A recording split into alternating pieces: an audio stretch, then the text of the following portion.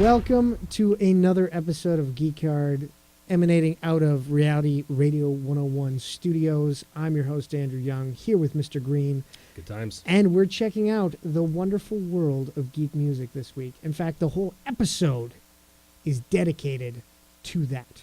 Yeah, we were going to just have one segment. We decided to go bigger because it's just so big. And so we took a musical journey through the GTA, starting in Burlington.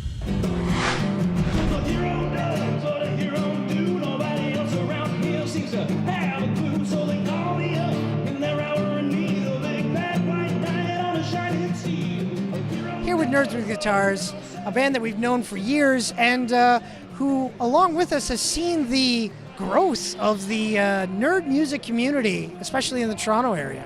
What do you guys have to say about the fact that, almost like 5 years ago, there was practically nobody, and now there's a huge amount of performers coming out of the GTA?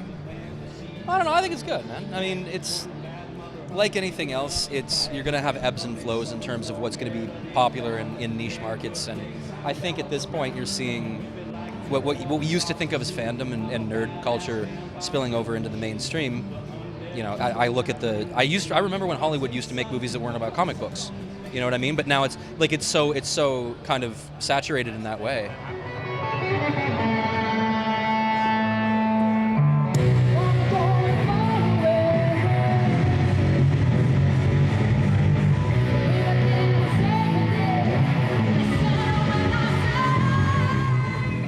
One of the reasons why we love performing, because we write songs just because we want to write these songs, right? So the songs about Star Wars, Princess Bride, comic books, all that stuff. But you come here and you play the song and everybody gets the reference. It's like, cool, which is a double-edged sword because you got to make sure you get the reference right. Otherwise, you'll get in trouble. So, but we absolutely love the community. But it is growing here. It's kind of like it's okay. At first conventions came out, right, it's okay to go and show passion for the things you love, and now it's okay to sing about it. In the beginning, it might just have been a couple of nerds who, used to love Weird Al Yankovic and were going out and playing, random stuff and hearing about other nerds elsewhere, and hearing about their success, Jonathan Colton and all of these people, but then to come in and have people start up behind us in our own community, people who not only get the jokes but are capable of writing their own. It's just sort of heartwarming to see us all come together because we're just one big community that writes a lot of different fun music. People tell us, it's like even if they like the lyrics of a song but they don't like, all the crunchy guitars, they'll just wait because, there'll be acoustic guitar coming later and then some piano. So yeah, and then the banjo. And then the banjo, always the banjo. Yeah. That is the dark side.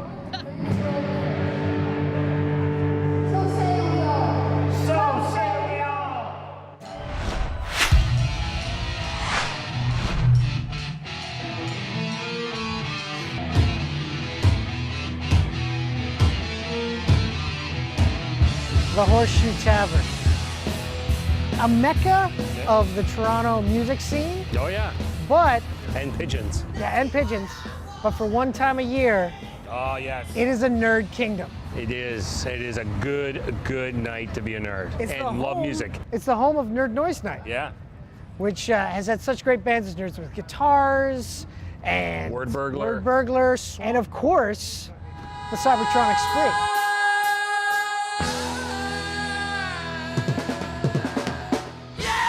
We recently got a chance to talk with the manager Yeah. of the Cybertronic Spree and the organizer of Nerd Noise Night, Sean Hatton.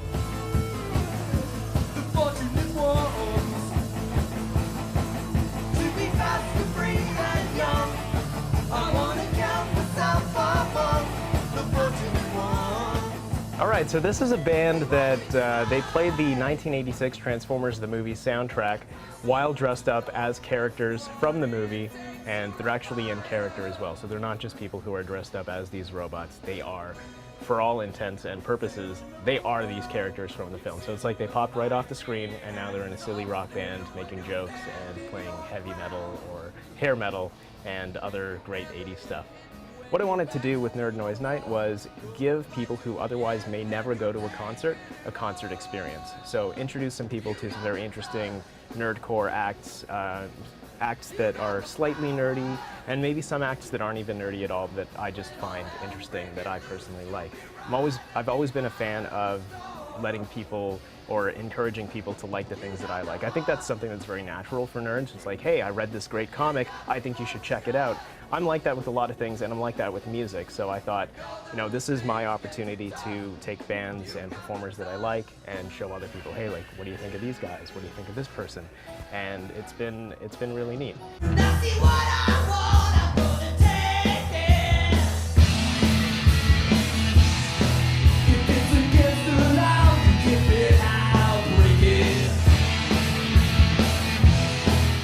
Tons of room for growth. There's so many great nerd acts out now, and I just see that growing, because when people go to these shows and they see these musicians up there having such a great time, I think a good portion of them are going to be inspired to, you know, make music on their own. And, you know, we're just encouraging new generations of nerd musicians. Now my man Alex put me on the scud. That kid's comic is made with blood, and Squadron Supreme had Grunwald's ashes in. Worth a lot, but I could never cash it in. That's dumb. So we're here with Wordburglar, one of our favorite rappers, hip-hop artist in Toronto, one of our favorites.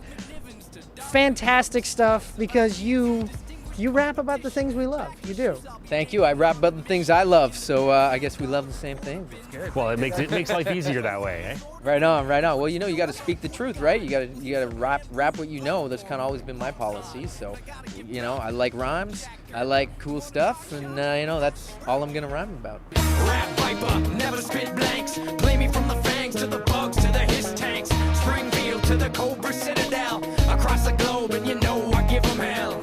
Rap viper, never spit blanks. Play me from the fangs to the bugs to the hiss tanks. Cold Slither in the Cobra Citadel. Around the Performed at shows like Nerd Noise Night. Do you find that there's a difference between a crowd that is set on going to see a nerdy show and a crowd that's just coming to a rap show, like a mainstream crowd? Yeah, I try and give whatever show I'm playing. I try and give the crowd samples of everything. So maybe if I'm playing at Comic-Con, I know everyone's going to get my references to Snake Eyes or Pokemon or Farscape. But maybe not so much at Canadian Music Week, but I will still incorporate stuff and drop the references, because people will always pick it up wherever. And likewise, if I'm playing Comic-Con or Fan Expo, I will do songs that may not be just entirely about nerdy things, because at the end of the day, it is about the good music. You got a question, Berg, you'll know. I make Canadian jams like Bernie Moreau. Google it.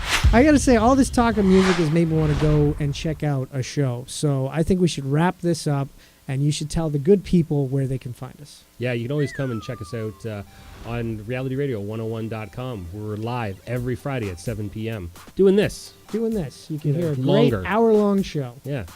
We're also available through geekhardshow.com, which you can find out more information about pretty much everything that we're doing at any given time, as well as Twitter at Geek Hard and Facebook, Geek Hard Show.